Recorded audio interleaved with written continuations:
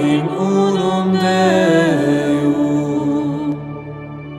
Patrem omnipotentem, Factorem celi et terrae, visibili omnium, et invisibilium.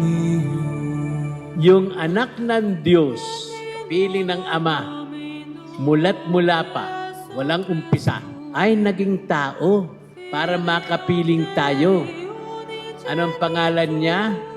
Nung siya maging tao, na sinabi mula pa nun sa lumang tipan, binanggit na, siya yung anak ng kataasan ay ang Diyos na sumasa atin.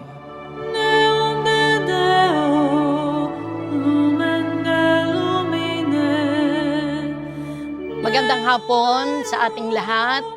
Ako si Sister Adelaida Adi Perez at ngayon ay nagkakatipon tayo para sa bisperas ng kapistahan ng ating patron San Juan Nepomuceno. Per quem omnia facta sunt, qui propter nos homines, et propter nostram salutem, nescendit ad celi, et incarnatus est.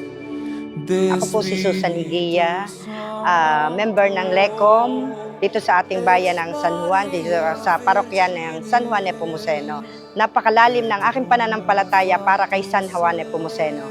At ang akin pong nagiging problema ay madali kong nalulutas. Bilang paggabay sa akin at pananampalataya sa Kanya, ako ay Kanyang ginagabayan at tinutulungan. passus et sepultus est. Hindi lang siya naparito, tayo itinataas niya sa kanyang pagka-Diyos. Inililigtas niya tayo. Kaya dapat ating sabihin lagi ng buong pananampalataya, ang Diyos ang aking tagapagligtas.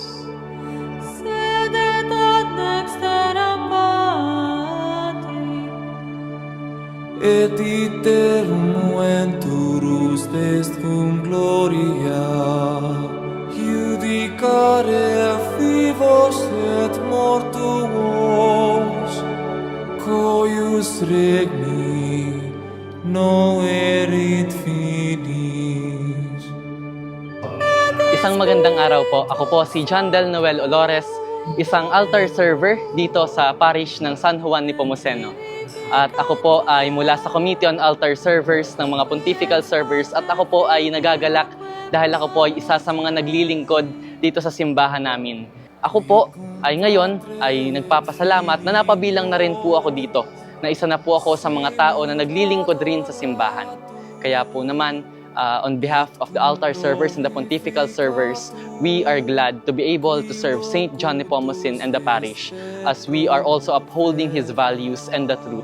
Dahil po katulad po ng ating patron na sa San Juan Nepomuceno na pinapahalagahan ng katotohanan, kami rin po ay totoo at tapat na nagsisilbi sa simbahan. et apostolicam ecclesia, Confiteor unum baptisma, in remissionem peccatorum.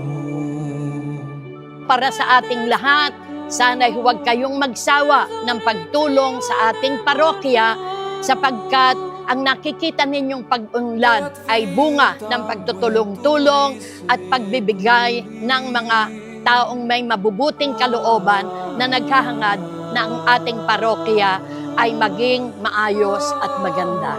So thank you very much at sana pagpalain tayo ng poong San Juan Nepomuceno.